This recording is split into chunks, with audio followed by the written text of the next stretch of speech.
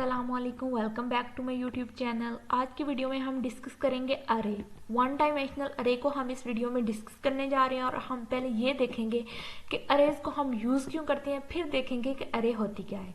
तो for example हमारे पास एक क्लास है, उस क्लास के अंदर 30 स्टूडेंट्स हैं। उन 30 स्टूडेंट्स के रोल नंबर को हमने सेव करवाना है। तो हम सिंपल क्या करेंगे, अगर हम C++ लैंग्वेज में लिखें तो हमें उसके लिए इंट डाटा टाइप के रोल नंबर के नाम से वेरिएबल बनाना पड़ेगा, जिसमें हम पहले स्टूडेंट का रोल नंबर सेव कराएंगे। इसी तरह एक और वेरिएबल बनाना पड़ेगा, उसमें दूसरे स्टूडेंट का रोल नंबर करेंगे। और इसी तरह सोन हमारे पास जितने स्टूडेंट होंगे हमें उतने इंटीजर टाइप के वेरिएबल बनाने पड़ेंगे उन स्टूडेंट के रोल नंबर्स को सेव करने के लिए। तो ये एक मुश्किल काम हो जाता है। इस काम को हम ईजी करने के लिए यूज करते हैं अरे। अरे में हम क्या करते हैं कि इसका सिंटैक्स भी बिल्कुल उसी तरह है कि जैसे हम वेरिएबल लिखते हैं उसी तरह अरे की भी डाटा टाइप लिखते हैं। इंट हमने अरे की डाटा टाइप लिख ली, उसके आगे हम इसका नेम लिखते हैं। मैंने अरे को नेम दिया है ARR। आप कुछ भी नाम दे सकते हैं, जैसे कि हम वेरिएबल्स को कोई भी नाम दे सकते हैं। उसके बाद मैंने ये ब्रैकेट्स लगाई और इसके अंदर आपने उसका साइज देना है। साइज आपने उतना देना है जितना आपको अरे डिक्लेयर करनी है, यानी कि जितनी आपको रिक्वायरमेंट है। फॉर एग्जांपल कि मेरी क्लास में सिर्फ 3 स्टूडेंट हैं, मुझे उन 3 के रोल नंबर एंटर करवाने हैं, तो मैं इसका साइज कितना रख लेती हूँ 3। और फिर उसको वैल्यू देने के लिए मैं इक्वल का साइन लगाऊंगी और आगे करली ब्रेसेस लगा के मैं उसके अंदर वैल्यूज दे दूंगी, उनको कॉमा से सेपरेट करूंगी। ये हमारे पास अरेज को वैल्यू हमने दे दी है। सिंपल, बस आपने ये करना है। और दूसरी बात, फिर हम आएंगे कि ये जो अरे होती है इसकी डाटा टाइप एक ही होती है। फॉर एग्जांपल आप ऐसा नहीं कर सकते कि आप एक इंटीजर टाइप की अरे बनाएं और यहाँ पे एक इंटीजर वैल्यू दी हो, एक स्ट्रिंग वैल्यू दी हो, वो अरे नहीं होगी। अरे सेम डाटा टाइप के वेरिएबल्स की बनती है कि अगर आपने इंट रखी है उसकी डाटा टाइप तो उसमें सिर्फ इंटीजर वैल्यू होंगी, अगर आपने इसकी स्ट्रिंग रखी है तो उसमें सिर्फ स्ट्रिंग वैल्यूज होंगी। एक और बात, अब हम देखते हैं कि अरे का जैसे ही हम साइज डिक्लेयर करते हैं, मेमोरी में अरे के लिए एक जगह बन जाती है जहां पे वो इसकी वैल्यूज को स्टोर करते हैं। अब जगह कैसे बनती है, इंट वेरिएबल आपको पता है कि 4 बाइट लेता है मेमोरी में, तो हमने इसका साइज कितना रखा है 3, कि हमें 3 इंटीजर वैल्यू स्टोर करवानी है मेमोरी में। तो वो 4 को 3 से मल्टीप्लाई करेगा, तो 12 बाइट की एक मेमोरी में हमारे पास ब्लॉक रिजर्व हो गया। किसके लिए, अरे के लिए। अब ये जो मेमोरी में 12 ब्लॉक है, ये कंसेक्टिव मेमोरी लोकेशंस होती हैं कि बिल्कुल साथ साथ होती हैं। जैसे अब देखिए, इंट है जो वेरिएबल वो 4 बाइट लेता है, तो पहले 4 बाइट में एक इंटीजर वैल्यू पड़ी होगी, आगे के 4 बाइट में दूसरी इंटीजर वैल्यू पड़ी होगी और आगे के 4 बाइट में तीसरी इंटीजर वैल्यू पड़ी होगी। अब इन वैल्यूज को हम एक्सेस कैसे करते हैं, इनको हम एक्सेस करने के लिए अरे में यूज होते हैं इंडेक्सेस। इंडेक्सेस के थ्रू हम, और किसी भी लैंग्वेज में, ज्यादातर लैंग्वेज में हमारे पास जो अरे का इंडेक्सेस है वो 0 से स्टार्ट होता है। अरे के 0 इंडेक्स पे जो वैल्यू पड़ी हुई है वो है 1, अरे के 1 इंडेक्स पे जो वैल्यू पड़ी हुई है वो है 2, और अरे के सेकंड इंडेक्स पे जो वैल्यू पड़ी हुई है वो 3 है। यानी कि जो इंडेक्स होता है वो हमेशा जो अरेज में वैल्यू होती हैं उनमें से -1 होता है।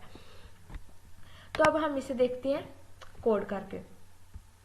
ये मैंने डेव C++ ओपन कर लिया है। यहाँ पे फॉर एग्जांपल मैंने वही जो आपको बताया वैसे ही सेम करूँगी। इंट, आगे मैंने अरे और आगे मैंने उसका साइज रख लिया है 3, और इसी तरह मैं उसको वैल्यू साइन कर दूंगी 1, 2, 3 और ये। अब मैं सी आउट, अब मैंने आपको बताया कि हमने जब भी अरे को एक्सेस करना है तो हम उसके इंडेक्स के थ्रू एक्सेस करते हैं। तो इंडेक्स कहाँ से स्टार्ट होता है, 0, 1 एंड 2। और अगर हमने उसकी 1 को लेना है तो हम लिखेंगे अरे के 0 इंडेक्स को सी आउट कर दो। इसी तरह अगर हम 2 को एक्सेस करना है तो हम लिखेंगे अरे के फर्स्ट इंडेक्स को कर दो सी आउट। इसी तरह अगर हमें 3 चाहिए तो हम लिखेंगे सी आउट अरे के थर्ड इंडेक्स को कर दो, सेकंड इंडेक्स को कर दो सी आउट।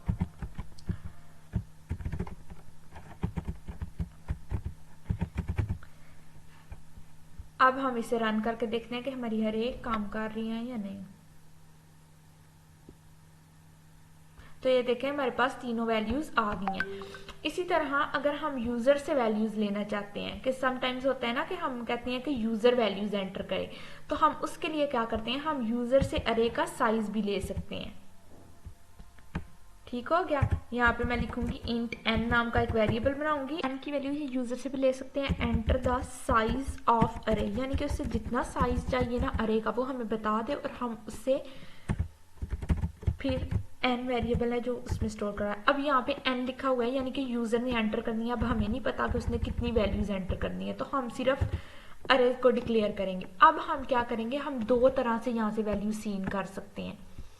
अब देखें, अगर हम सिंपल सीन करेंगे तो हम कैसे लेते हैं, सी इन अरे के 0 पे कर दो, फिर हम बोलेंगे सी इन अरे के 1 पे कर दो, फिर हम करेंगे सी इन अरे के 2 इंडेक्स पे कर दो।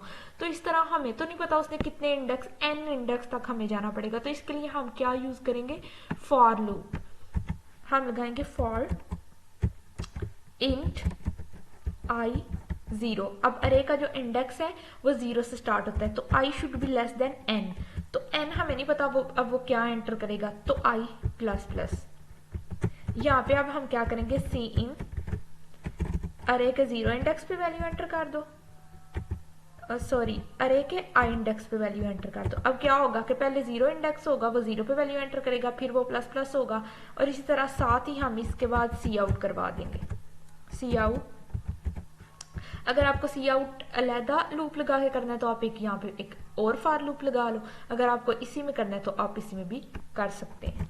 तो अब क्या होगा कि पहले उसका इंडेक्स जो होगा, सॉरी पहले जो वैल्यू है वो क्या होगी, 0 इंडेक्स 0, तो उस पे 0 पे एक वैल्यू एंटर हो जाएगी, फिर 1 होगी, फिर उस पे, और n फॉर एग्जांपल उसने अगर 30 किया तो 30 पे जब कंडीशन फॉल्स होगी तो वो 30 वैल्यू सी इन भी करवा लेगी, सी आउट भी करवा लेगी। अब हम इसे देखते हैं, इसको रन करके कि हमारी अरे काम कर रही है या नहीं कर रही। तो ये हमने यहाँ पे एग्जीक्यूट किया है, उसने मुझे साइज मांगा है, मैंने 3 एंटर कर दिया। उसके बाद वो वैल्यू इनपुट कह रहा है कि वैल्यू इनपुट करें, तो मैंने फॉर एग्जांपल 4 वैल्यू इनपुट कर दिया, उसने 4 आउटपुट दे दिया। फिर मैंने 5 किया, उसने 5 आउटपुट दे दिया। फिर मैंने 7 किया, उसने 7 आउटपुट दे दिए।